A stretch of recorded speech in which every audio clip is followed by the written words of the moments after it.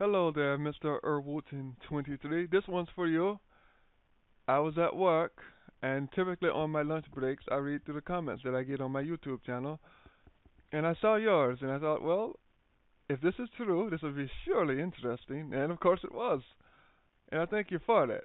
You gave me a hefty amount to read, so let's get started. Okay, it seems Microsoft has caved and decided to make the Xbox One a regular console like the PlayStation 4 is claiming to be.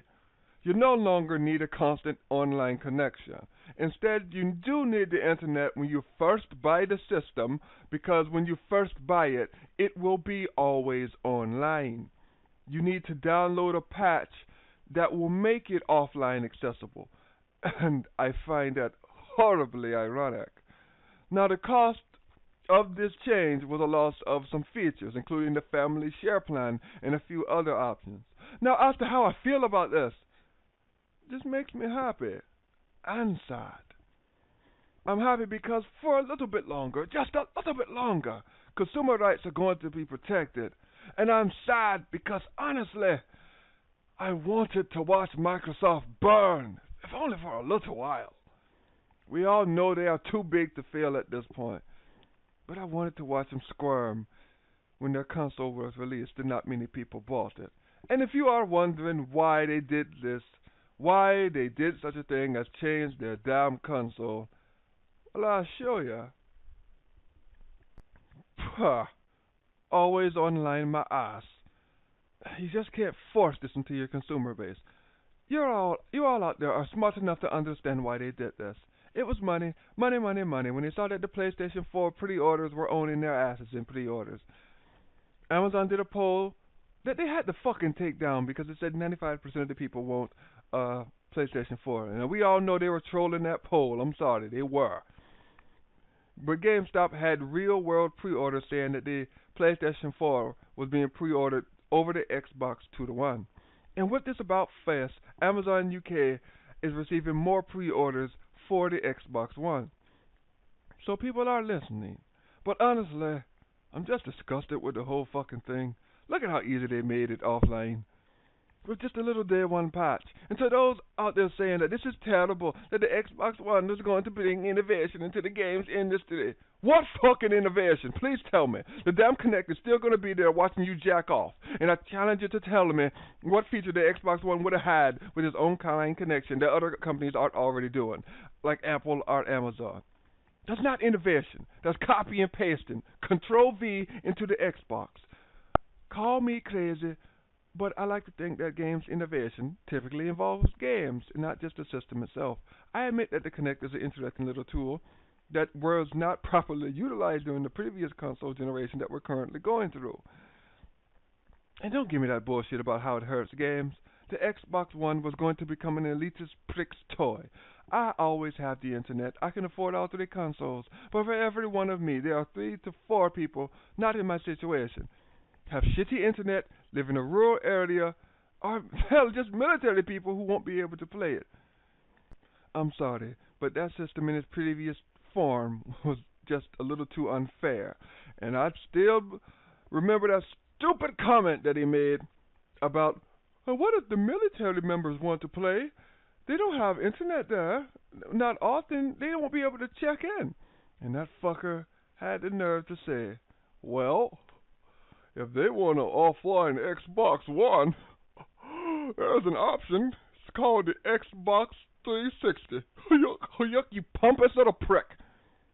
Any company that purposely says that is a bunch of elitist pricks, and they don't give a fuck about you or your damn consumer rights. This was just another way to control and for them to make a fuck ton of money. I don't think it was even a bad idea. I don't think it was handled wrong.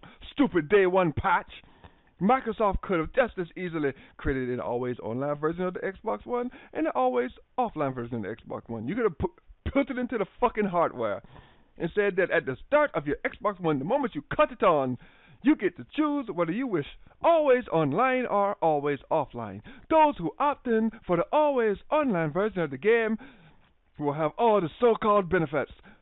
And people who opt for the offline version can be happy with what they have. The only difference is that the people who opt for the always online cannot share their benefits with the always offline people, or people who did not choose up for the online version of the system. And don't tell me that that's not possible. Microsoft has well enough money and technology and resources to pull that off. You can even force the people who opt into the online version, tell them that if you choose this online version of this system, you're stuck with it. That's what you're going for. But you have to give them a choice. You have to let them choose what they want. There's a certain way that things are done. You have to ease people into the always online scenario. A slow push. Microsoft is just throwing you off the fucking cliff. Get your ass online. Get your ass online. That's fucking dumb. It's so hard. Look at history. Change does not come easy. It's a gradual progression, not a forced evolution or revolution or dystopia. I don't know the fucking word, alright? And did you know that 70% of people in America live from paycheck to paycheck? How many of them might go through a little bit of a hard time where they might have to have their internet cut off? And guess what? In hard times, you need to play your fucking games, don't you? Yes, you do. You know what? No. I'm going to stop here. I'm not going into politics. No. I don't even know what to say. Am I getting the Xbox One now? I don't honestly know. I don't. I can tell you right now, I don't fucking feel like getting an Xbox One. But now we have to wait into the games. The more games. I don't know. That's the best way to say it. I don't know. And to anyone else out there, if you have an interesting thing to tell me, put it in the comment section. Or just a question, put it in the comment section. You might be surprised. I read. At least I like to think most of the comments that people type on my channel. I get a couple. I'm not sure I can get to them all, but I typically like to read them.